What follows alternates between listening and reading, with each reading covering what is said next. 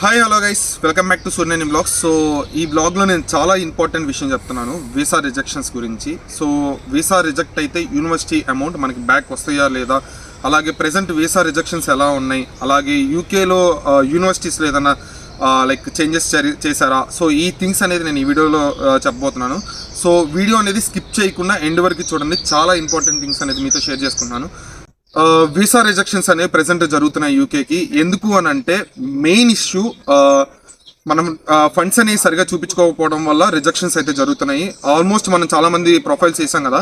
So వీటిల్లో నాకు అర్థమైంది ఏంటంటే, సో ఆల్రెడీ యూఎస్ఏకి అప్లై చేసుకుని సో యూఎస్ఏలో రిజెక్షన్ అయితే, like if in case USA visa అనేది రిజెక్షన్ అయితే యూకేకి మళ్ళీ రావాలనుకుని యూకేకి అప్లై చేసుకున్న వాళ్ళకి సో చాలా జాగ్రత్తగా అప్లై చేసుకోండి. ఎందుకు అని అంటే లైక్ మీరు ఫండ్స్ కానీ లేదంటే డాక్యుమెంట్స్ కానీ ఏ ఒక్కటి ప్రాపర్గా లేకపోయినా, మీ డాక్యుమెంట్స్ ఫేక్ ఉన్నా లేదంటే ఫండ్స్ ఫేక్ ఉన్నా సో చాలా రిజెక్షన్స్ అయితే జరుగుతున్నాయి. సో చాలా జాగ్రత్తగా ఉండండి.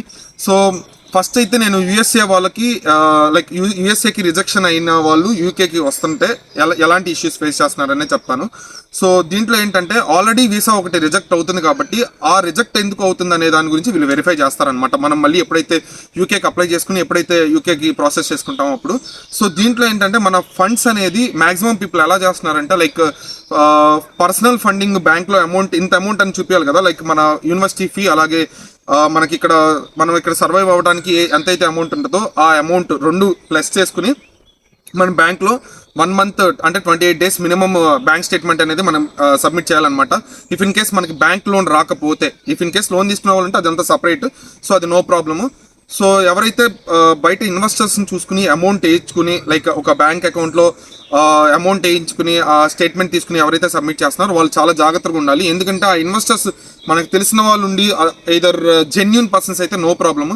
సో ఇక్కడ ఎవరైతే ఫేక్గా చేస్తున్నారో లైక్ ఇన్వెస్టర్స్, అలాంటి యదవల్ని పట్టుకుని బాధపడేయండి. ఎందుకనంటే మీ వీసా రిజెక్ట్ అయిన తర్వాత సో మీకు ఎందుకు రిజెక్ట్ అయిందనేది మీకు తెలిసింది కదా. సో మన దగ్గర ఇక్కడ వడ్డీలు నూగుతూ ఉంటారు, ఇంట్రెస్ట్ అనేది తీసుకుంటారు దానికి. So end of the day చూస్తేనేమో ఇలా మనకి ఫేక్ చేస్తున్నారు. అక్కడ బ్యాంక్లో అమౌంటే ఉండదు, ఏదో బ్యాంక్ మేనేజర్కి ఎంతో కొంత పడేసి వాడు జస్ట్ ఒక లెటర్ రైడ్ మీద ఒక సిగ్నేచర్ పారేసి మనకి ఇచ్చేస్తాడు అనమాట.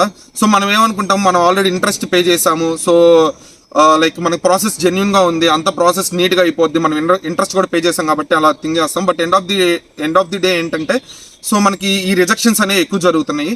సో ఈ విషయంలో చాలా జాగ్రత్తగా ఉండండి. అలాగే ఇంకొకటి ఏంటంటే ఎవరైతే ఫేక్గా లైక్ బీటెక్లో చాలా సబ్జెక్ట్స్ పెట్టేసుకుని లైక్ రావడానికి అవకాశం లేక ఏదో ఓపెన్ డిగ్రీ చేసేసి అలా వచ్చేసేవాళ్ళు, లేదంటే అసలు సర్టిఫికేట్సే లేకుండా లైక్ ఏదో వేరే ఫ్రెండ్స్ తీసేసుకుని ఫోర్జరీ చేసేసి లైక్ నేమ్స్ చేంజ్ చేసి అలా చేసే వాళ్ళకి ఇంక వాళ్ళకి ఏం చేయలేము. బై లక్లో వస్తే ఓకే, రాకపోతే మనం ఏం చేసేది ఏం లేదు. సో జెన్యున్గా వచ్చే వాళ్ళకైతే నేను చెప్తున్నాను, సో చాలా జాగ్రత్తగా ఉండండి ఈ ఫండ్స్ విషయంలో. ఎవరైనా సరే ఈ ఫండ్స్ విషయంలో బాగా ఇబ్బంది పడతారు, ఇంక్లూడింగ్ మీ. సో ఈ యొక్క విషయంలో చాలా జాగ్రత్తగా ఉండండి. అలాగే యూఎస్ఏకి ఎందుకు రిజెక్ట్ అయింది అనే దాంట్లో అయితే మీకు ఆల్రెడీ ఫండ్స్ విషయంగా రిజెక్ట్ అయిందా, లేదంటే ఫర్దర్గా మీ కమ్యూనికేషన్ వల్ల రిజెక్ట్ అయిందా, లేదా మీ డాక్యుమెంట్స్ సరిగా లేకుండా రిజెక్ట్ అయినాయి. సో ఇవి ఏదైతే మిస్టేక్ చేశారో అది మళ్ళీ రిపీట్ కానియొద్దు. సో మీరు మళ్ళీ ఇంకో కంట్రీకి ప్లాన్ చేసుకున్నప్పుడు సో మీరు ఈ తాప పర్ఫెక్ట్గా ఉంటే మీకు మ్యాక్సిమం రిజెక్షన్ అవ్వదు యూకేకి. లేదు అని అంటే రిజెక్షన్ అయ్యే ఛాన్సెస్ కూడా ఉన్నాయి. సో మీరు చాలా జాగ్రత్తగా ఉండండి. అలాగే న్యూగా అసలు ఇంతవరకు రిజెక్షన్ ఏ కంట్రీకి అవ్వలేదు, న్యూగా వస్తున్నాం బ్రో, సో సెప్టెంబర్ ఇంటేకి వస్తున్నాం, లేదంటే యూకేకి ప్లాన్ చేసుకున్నాం, ఏ కంట్రీకైనా ప్లాన్ చేసుకున్నాం అని అనుకుంటే సో మీరు ఏం చేస్తారనంటే ఫండ్స్ సేమ్ థింగ్, మీకు కూడా ఫండ్స్ చాలా జాగ్రత్తగా చూసుకోండి ఫస్ట్ థింగ్. తర్వాత మీ డాక్యుమెంట్స్ మీరు వీసాకి వెళ్ళేటప్పుడు డ్రాప్ చేసేటప్పుడు సో మీ డాక్యుమెంట్స్ ప్రతి ఒక్కటి ఒరిజినల్స్ తీసుకుని వెళ్ళండి. మీతో పాటు తీసుకుని వెళ్ళి వాళ్ళు అడిగిన ప్రతి డాక్యుమెంట్ మన దగ్గర లేదు అని అనుకుండా ఇంక్లూడింగ్ మన ఆధార్ కార్డ్, పాన్ కార్డ్తో సహా ఎవ్రీథింగ్ తీసుకెళ్ళండి. సో మీ ఎడ్యుకేషనల్ క్వాలిఫికేషన్ డాక్యుమెంట్స్ అన్నీ తీసుకెళ్ళండి. సో మేబీ వాళ్ళు లైక్ మన 10th అడగొచ్చు, ఇంటర్ అడగొచ్చు, లేదంటే మన బీటెక్ సర్టిఫికేట్స్లో మనం ఆల్రెడీ ఏవైతే యూనివర్సిటీకి అప్లై చేసాం వాటిలో ఏదో ఒకటి ఫర్ ఎగ్జాంపుల్ అడగొచ్చు, అడగకపోవచ్చు, అది మన లైక్ లక్ మీద బేస్ అయి ఉంటుంది. సో ఆ డాక్యుమెంట్స్ అన్ని జాగ్రత్తగా చూసుకొని ఇంకొకటి వాళ్ళు ఏం పెద్ద క్వశ్చన్స్ అడిగారు, ఎందుకంటే మనం యూకేకి వీసా డ్రాప్ చేస్తాం కాబట్టి. సో జనరల్గానే అడుగుతారు, మీరు యూకేకి ఎందుకు ప్లాన్ చేస్తున్నారు, లేదంటే ఆ యూనివర్సిటీ ఎందుకు చూస్ చేస్తున్నారు, సేమ్ క్వశ్చన్స్, క్యాజువల్ క్వశ్చన్స్ ఉంటాయి. ఎందుకంటే మీరు ఆల్రెడీ క్లాస్ కంప్లీట్ చేస్తుంటారు కాబట్టి ఆ రిలేటెడ్గానే ఉంటాయి. కొంతమందిని అయితే అసలు నన్ను అయితే ఏం అడగలేదు, సింపుల్గానే అయిపోయింది నాది. సో లైక్ నా డాక్యుమెంట్స్ అడిగారు, డాక్యుమెంట్స్ చూసుకున్నారు అంతా, తర్వాత సింపుల్గానే అయిపోయింది, పెద్ద ఇదేం లేదు. నాది ప్రయారిటీ వీసా పెట్టుకున్నాను అనమాట.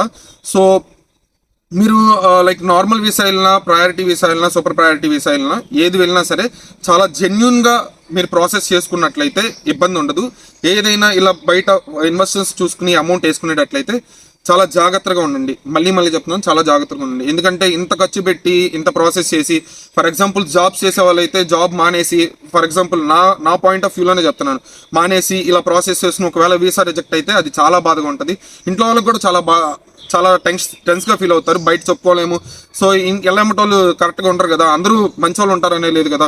సో చాలా జాగ్రత్తగా ఉండండి ఈ విషయంలో.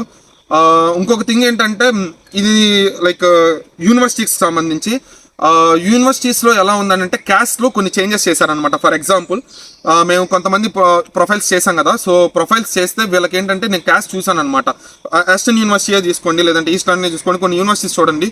సో వీటిల్లో ఏంటి అని అంటే బర్మింగమ్ యూనివర్సిటీ కానీ, సో క్యాస్ట్లో కొన్ని చేంజెస్ చేశారు. అవి ఎలా ఉన్నాయి అని అంటే లైక్ బ్యాంక్ స్టేట్మెంట్స్ అనేది సింపుల్గా మనం బ్యాంక్ స్టేట్మెంట్ అప్లోడ్ చేస్తే సరిపోదు. మేనేజర్ దగ్గర నుంచి పర్టికులర్ లెటర్ ఫార్మేట్ ఉండాలన్నమాట. ఇతని దగ్గర పర్టికులర్ ఫండ్స్ ఉన్నాయి, ఇంత అమౌంట్ ఉన్నాయి, ఈ డేట్ని వేశారు. సో ఇలా అని చెప్పేసి మన దగ్గర అతని దగ్గర నుంచి ఒక లెటర్ తీసుకుని దాని మీద ఒక సిగ్నేచర్, బ్యాంక్ మేనేజర్ సిగ్నేచర్తో మనం అప్లోడ్ చేయాల్సిన అవసరం కూడా ఉంది. సో ఇది కూడా చాలా జాగ్రత్తగా ఉండి, ఒకవేళ అడగలేదు అంటే దట్స్ ఫైన్, నో ప్రాబ్లం. ఇప్పుడు క్యాస్ట్లో ఇంక్లూడ్ చేశారు.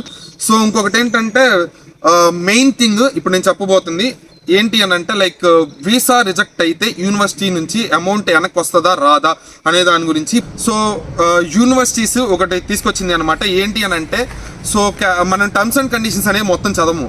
So terms and conditions must and should చదవండి ఫస్ట్ థింగ్. మీకు ఆఫర్ లెటర్ వచ్చినప్పుడు ఏంటి అని అంటే ఒకవేళ మనకి వీసా రిజెక్ట్ అయితే, if in case visa reject అయితే వరస్ట్ కేసులో, సో మన యూనివర్సిటీకి కట్టిన ఏదైతే డిపాజిట్ అమౌంట్ ఉంటుందో ఆ అమౌంట్ బ్యాక్ చేయటం లేదు. సో చాలా జాగ్రత్తగా ఉండి. సో వీసా రిజెక్ట్ అయితే మనకి అమౌంట్ అనేది బ్యాక్ రాదనమాట. సో ఈ విషయం కూడా చాలా జాగ్రత్తగా తీసుకోండి. సో ఇప్పటివరకు నేను చేసిన ప్రొఫైల్స్లో అయితే ఏది అలా ప్రాబ్లం అయితే జరగలేదు. కొన్ని రూల్స్ అయితే చేంజ్ చేశాడు యూనివర్సిటీ వాడు, చాలా జాగ్రత్తగా చూసుకోండి. ఏంటి అని అంటే లైక్ ఫర్ ఎగ్జాంపుల్ ఇప్పుడు ఆస్టన్ యూనివర్సిటీకి 5,000 pounds మన డిపాజిట్ అమౌంట్ చేయాలన్నమాట. ఇఫ్ ఇన్ కేస్ మన వీసా రిజెక్ట్ అయితే ఆ అమౌంట్ అది ఫేక్గా, అంటే మన డాక్యుమెంట్స్ ప్రాపర్గా లేకపోయినా, లేదంటే fake funds, main fake funds, ఆ ఫేక్ ఫండ్స్ అనేది ఉంటే మన visa must and should reject అయితే యూనివర్సిటీ అమౌంట్ కూడా బ్యాక్ రావు. సో మాక్సిమం ఇంతకుముందు ఎలా ఉండేదంటే ఎలా అన్న రిజెక్ట్ అయితే మనకి వేరే విధంగా క్లెయిమ్ చేసేసుకోవచ్చు, మన డబ్బులు మనకు వచ్చేస్తాయి, లేదంటే అదే సీట్ని మనం నెక్స్ట్ ఇంటేక్ కూడా ఫార్వర్డ్ చేసుకోవచ్చు. బట్ ఇలా ఏదైతే ఫేక్ ఫండ్స్ ఉన్నాయో ఆర్ఎల్స్ ఫేక్ సర్టిఫికేట్స్ ఉన్నాయో వీసాలో కనుక రిజెక్ట్ అయితే, సో అది వీసా వాళ్ళు ఏంటంటే యూనివర్సిటీ వాడికి కూడా మెయిల్ చేస్తారనమాట. అప్పుడు మన డబ్బులు మనకి వాళ్ళు హోల్డ్ చేసేస్తారు, మనీ అనేది వెనక్కి రాదు. సో చాలా జాగ్రత్తగా ఉండండి. So thank you so much for watching this video. మీకు ఇలాంటి ఇన్ఫర్మేటివ్ వీడియోస్ కావాలంటే please subscribe my channel Suryaneni blogs. అలాగే యూకేకి ఎవరైనా ప్లాన్ చేసుకుంటున్నారా, లేదంటే ఎవరైనా యూకేలో ఉన్నా, సో ఈ వీడియో షేర్ చేయండి, అలాగే సబ్స్క్రైబ్ చేయండి నా channel. So don't forget to comment here. So thank you so much guys, thank you guys.